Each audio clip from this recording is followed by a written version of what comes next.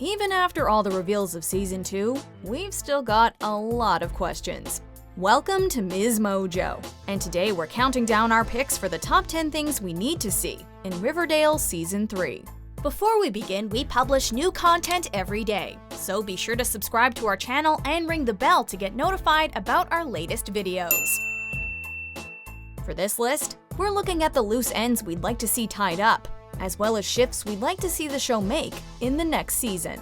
Since we'll be discussing major events from the show's first 2 seasons, a spoiler alert is in order.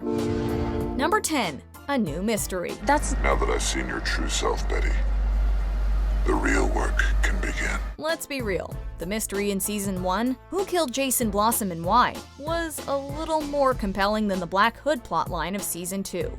Now that the Black Hood has been unmasked, however, it's pretty clear that we're going to get a brand new whodunit for the next season. I am not like you.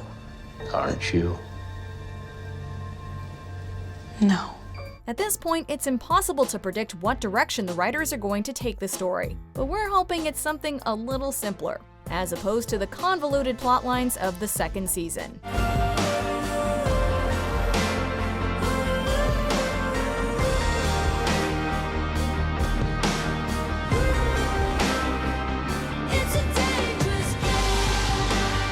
Number 9. Less of Archie's organizations.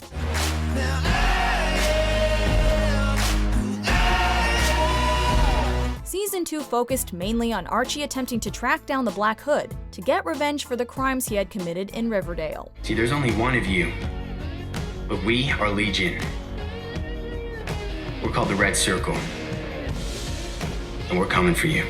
Archie, of course, couldn't leave things to the authorities, which is fair, because they were admittedly kinda useless, and created a citizens' brigade of sorts, the Red Circle. We will find you. We will hunt you. And we will end you. Later renamed as the Dark Circle, yeah, we know, real creative. These organizations took on different targets throughout the season, but were honestly kind of annoying. Let's see them disbanded for good moving forward. This is a message from the Dark Circle. Hiram Lodge doesn't stand alone, and Riverdale is protected. You should leave before it's too late. Number 8, a new love for Kevin. You here with anyone? Hey, Moose. Midge? Nope. I'm alone.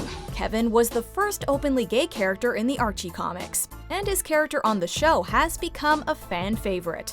Unfortunately though, Kevin's love life has encompassed disappointment after disappointment, and by the end of Season 2, it was left unclear what lay ahead of him romantically. I won't tell if you won't.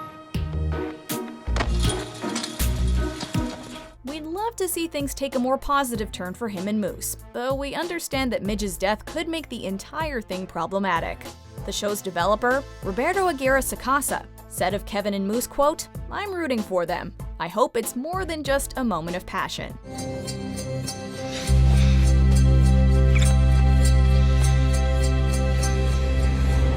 Number 7, a Sabrina crossover episode. You've probably heard about the Chilling Adventures of Sabrina, which was originally conceived as a companion show to Riverdale. Of course, this could have meant some amazing crossover content. However, the odds of this actually happening dropped significantly when the new Sabrina show was ordered straight to Netflix, rather than appearing on the CW. Regardless, executive producer John Goldwater said in 2018 that the shows were, quote, "two separate entities for right now, but would love it if they could figure out a way to cross over." Number 6, more time on minor characters. We're going to touch on this a little more later, but in the next season of Riverdale, we'd like to see more of a focus on the secondary characters in the younger set. Josie, we have to park. Good lord, Cheryl, I don't know who's more controlling, you or my mom. Season 2 put a much bigger emphasis on the older generation of Riverdale residents, but in an ideal world, we'd like to get back to basics and see more of people like Toni, Ethel, Reggie, Fangs, and Chuck.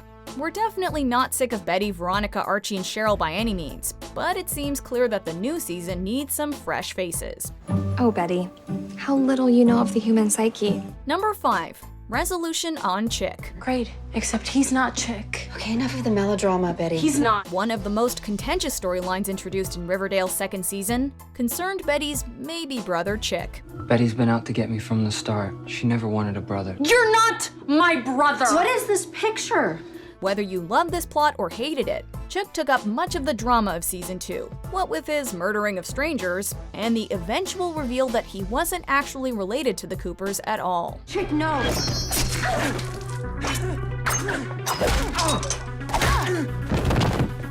His final appearance on the show came a few episodes before the season actually ended, and his fate was left somewhat ambiguous. Tell us the truth about my brother.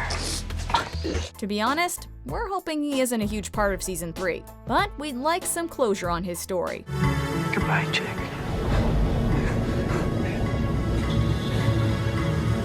Number 4, more real high school situations.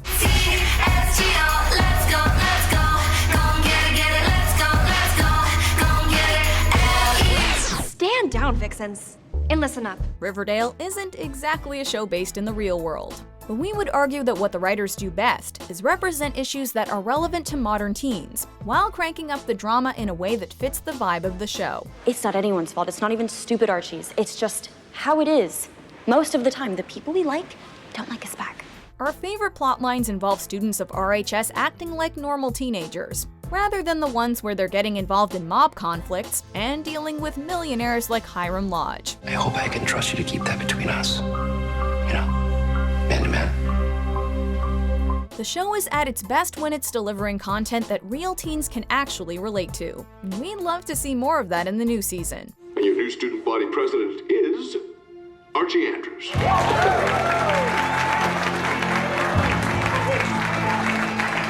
Number 3, Bughead Forever. That is why I love you, Betty.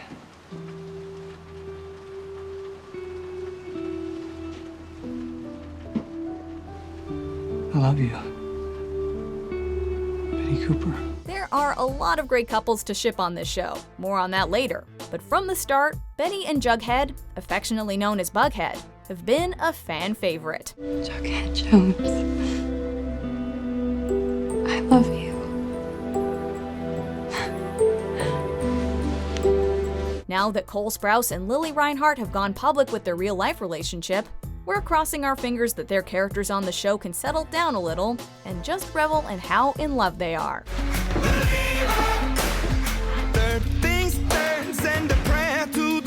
They've been on again and off again, and dealt with more than their fair share of problems. But we know that they're totally endgame. So let's just be happy, okay? Now that I am the Serpent King, I was wondering how you felt about being my queen. Number 2, Cheryl and Toni. For the record, j'adore your flannel mesh aesthetic. I'm merely augmenting it for the occasion. Speaking of fan favorite couples, this was one that viewers couldn't have possibly seen coming, but that totally knocked our socks off. Toni and Cheryl didn't really have any interactions for much of the show's run, but as soon as they encountered one another, things took off between them quickly. You're sensational. Fans were understandably furious when the Shoney scenes were inexplicably cut from the musical episode, and it just goes to show how much viewers are rooting for these two. Toni, we came to rescue you. You did?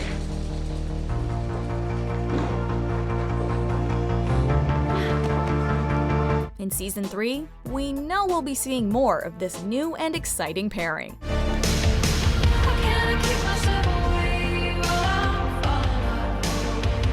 Number 1, The Darkness Inside.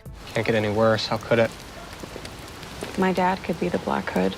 As you may or may not have predicted, at the end of Season 2, Betty's dad Hal was revealed to be the Black Hood, or at least one of them. You're the Black Hood.